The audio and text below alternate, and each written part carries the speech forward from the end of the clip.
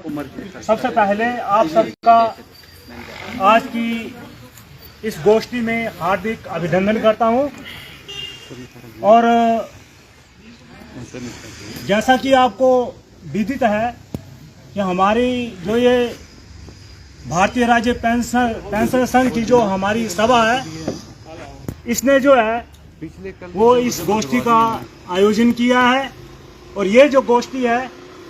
वो संयुक्त संघर्ष समिति, जो कि हमारे पेंशनर भाइयों की जो डिमांड्स काफ़ी समय से पेंडिंग चल रही हैं, जिसमें कि जैसे हमारे एरियर्स हैं, हमारे डीए के एरियर्स हैं, हमारी जो किस्तें दी जाती हैं उनका सही से निर्धारण नहीं किया जाता है। तो ये सारी की सारी समस्याएं जो है वो हमारे सामने आ रही हैं और जब से ये हमारी सभा बनी है, जब से हमने ये एसोसिएशन संगठित की है, तब से ये समस्याएं जो है इन्हें बार बार हम जो है वो जिलाधीश महोदय के द्वारा मुख्यमंत्री जी की सेवा में प्रेषित करते रहे हैं, परंतु हमें बड़े दुख के साथ कहना पड़ रहा है कि उनमें कोई पॉजिटिव रिस्पॉन्स जो है वो गवर्नमेंट की ओर से नहीं आया है।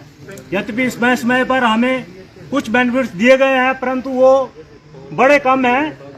जिसे कि हमारे सदस्यगण जो है वो काफ़ी उनमें निराशा की जो भावना है वो फैल रही है। तो अब जो है इस अपनी मांग को मनवाने के लिए हमारी जो संघर्ष समिति है वो संयुक्त संघर्ष समिति बनी है और इसके जो हमारे अध्यक्ष हैं श्री सुरेश कुमार जी हैं, जिन्होंने कि अभी पीछे एक सामूहिक धरने का आयोजन भी किया था। उसमें हमारे सारे हिमाचल प्रदेश की जो सभाएं थी, जो हमारे एसोसिएशन थी, उन सभी ने जो था वो उसमें हिस्सा लिया था। तो अब जो है वो आगामी जो हमारी लड़ाई है, जो हमारा संघर्ष है, उसका किस प्रकार से स्वरूप होगा, उसके लिए उन्होंने जो है वो एक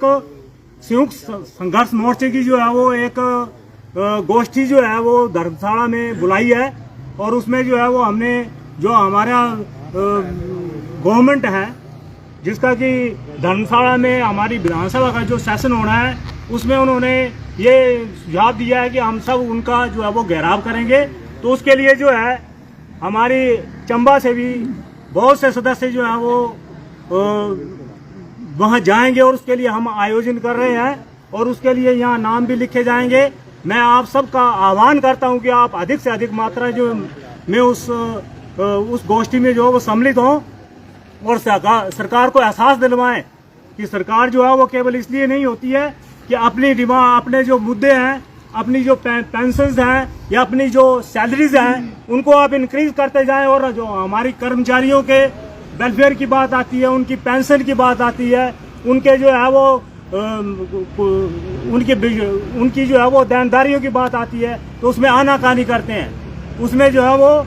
कर्मचारियों का जो है वो शोषण कर रहे हैं। तो इसके लिए हमारे जो नए संघर्ष समिति के अध्यक्ष बने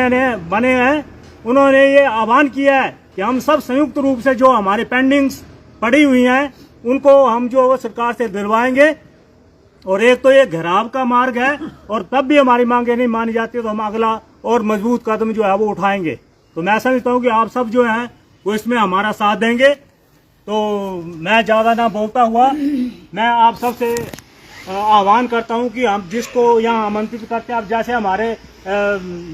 HRTC के कर्मचारी हैं, उनका जो है वो आपको पता है कितना शोषण हो रहा है, पेंशन जो है वो डिले हो रही है, सैलरी टाइम भी नहीं मिल रही है। तो और अलग अलग महकमे के जो हमारे पेंशनर्स हैं उन सब की संयुक्त मांग जो है वो उनका डिमांड चार्ट जो है वो तैयार हो चुका है और उसको लेकर के जो है वो हम धर्मशाला प्रस्थान करेंगे और वहाँ जो है वो हम पूरी कोशिश करेंगे कि हमारी मांगें जो वो शीघ्र से शीघ्र पूर्ण की जाएं। जब भी कर्मचारियों को कुछ देने की बात आती है तो सरकार फाइनेंशियल क्राइसिस की बात करती है, तो जब अपनी भत्तों की बात होती है या अपनी सैलरी की बात होती है तब सब समस्याएं हल हो जाती हैं, गवर्नमेंट के पास पर्याप्त बजट भी हो जाता है। तो हम ये चाहेंगे कि हमारे जो पेंशनर्स हैं वो अधिक से अधिक मात्रा में जो है वो हमारे साथ रहें और हम सब संयुक्त रूप से जो है वो धर्मशाला में अपने सुरेश कुमार जी जो है उनके हाथ मजबूत करेंगे और उनके नेतृत्व में जो है वो हम एक धरना जो है, एक घेराव जो है वो उसको हम आयोजित करने जा रहे हैं। तो मैं आशा करता हूं कि आप सभी जो है उसमें सम्मिलित होंगे। तो इसके बाद की जो हमारी कार्रवाई है